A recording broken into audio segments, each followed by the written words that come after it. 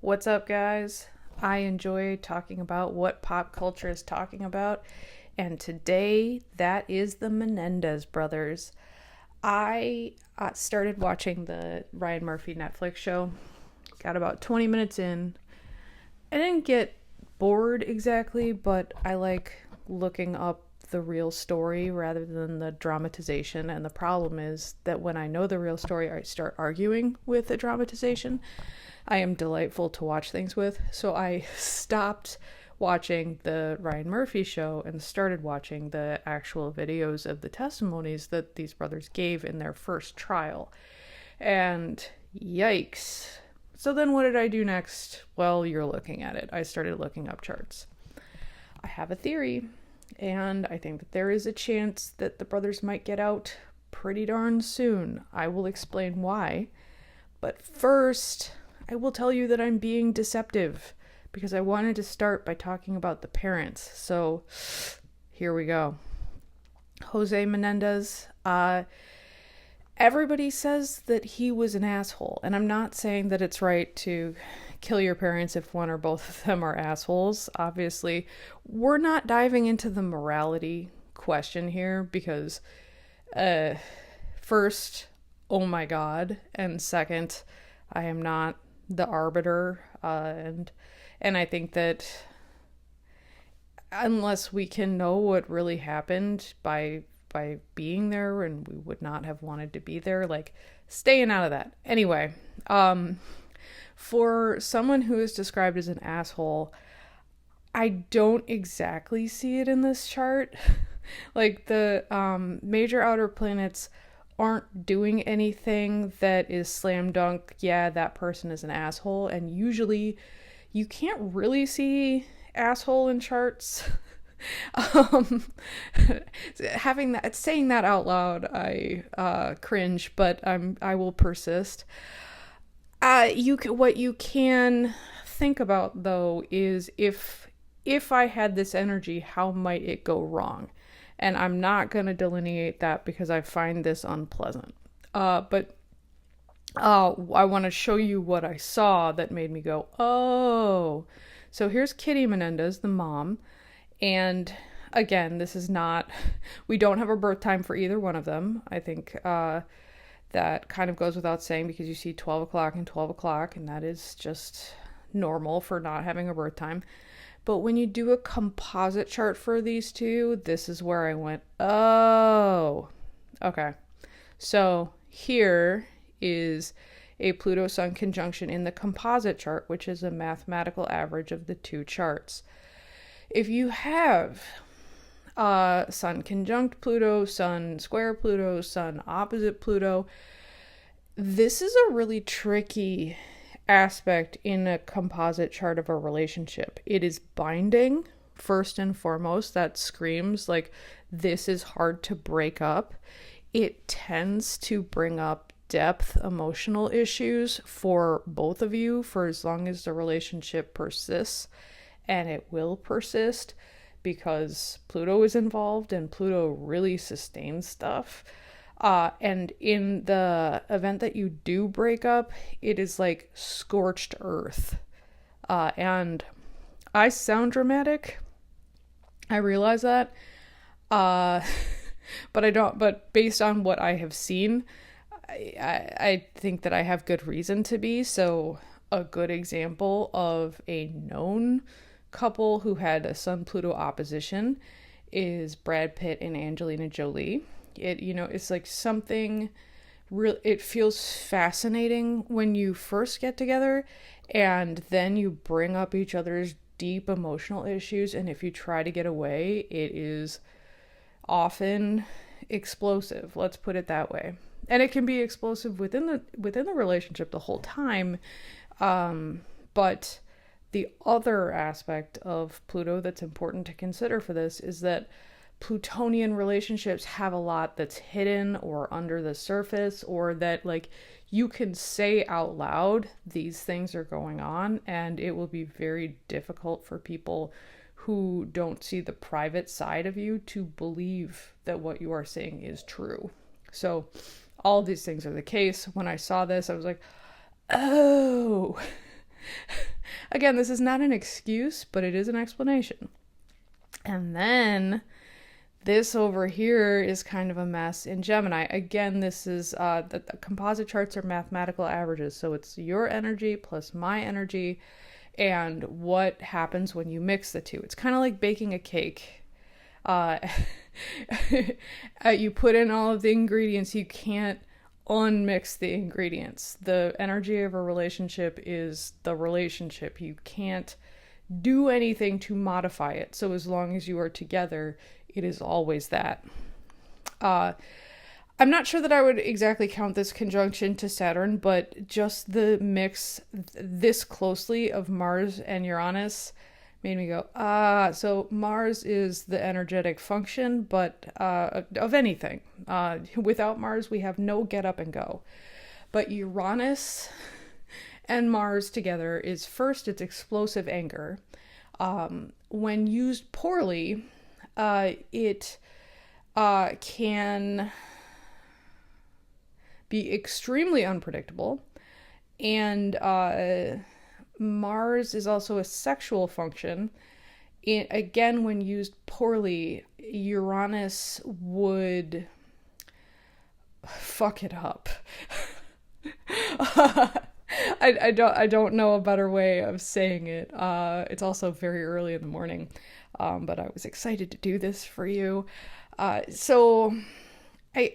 When used extremely poorly, it could be perversion. But if you have a Mars-Uranus aspect in your birth chart, I'm not talking shit. What I want to say about it is it makes the Mars function erratic. So I have seen firsthand in my life people with Mars-Uranus, they do experience explosive anger or random anger or something that it's very hard to predict the level of anger when someone gets angry. It would be like if we knew a hurricane was coming but had no idea the category, that kind of thing. So it's like, how do you prepare for that? You can't. I think that's really the best metaphor. So this and this explained a lot. So the Mars-Uranus and Pluto-Sun about this relationship. And if you, it does help actually to do a composite chart for your parents if you have home dynamics that you can't completely understand, or do composite charts with yourself and one parent, yourself and the other parent. I wish that we had figured out or perfected a way to do composite charts of multiple people, but that kind of breaks your brain to have to think about just in terms of averages. Anyway, so that's them. Now we're going to go back to Lyle Menendez. I want to show you one thing and then I'll switch to Eric. So Lyle has a Taurus moon at 23 degrees. It makes a trine to Pluto. Okay, Eric is a pretty earthy guy. Sorry, Lyle. Like I said, it's early in the morning. He is a Capricorn. He has a Taurus moon. He is Taurus rising, and we do have a birth time for him, which you can hear the happiness in my voice. Birth times make me happy. It's really true. I said it out loud and I'm like, man, that is true. So 23 degrees Taurus, important. I'm coming back to it. Eric has a Scorpio moon at 26 degrees, and it is in sextile to Pluto, and the moon is conjunct Neptune. And the sun is conjunct Neptune. So Eric, and then Eric has a south node in Leo in the 12th house. And this combination is Eric is not as earthy a guy. He is Virgo rising. Having stuff here in the second house will help with earthiness, but he is much less earthy than his brother. And earthiness has to do with like realism, attachment to physicality. In the Netflix documentary that came out, Eric is painting in jail He has a Leo South Node, and worst case scenario, 12th house planets have to do with imprisonment. Leo is about art, so it's like he's painting in jail. It's perfect. I'm not laughing at him. I'm just laughing at uh, that kind of absurdity of how accurate these things can be, and why I love astrology. But when you look at Eric's chart and know about everything that he went through, this kind of makes it make sense to have both the sun and the moon in relationship with Neptune. The idealization of a father who was abusing him and a mother who was seemingly not on earth in terms of her groundedness, that's here. But you would expect, with traditional astrology knowledge, for Pluto to be making a harsh aspect to his moon. And you would expect the same thing for Lyle. And they have easy aspects from Pluto, but they both have aspects from Pluto.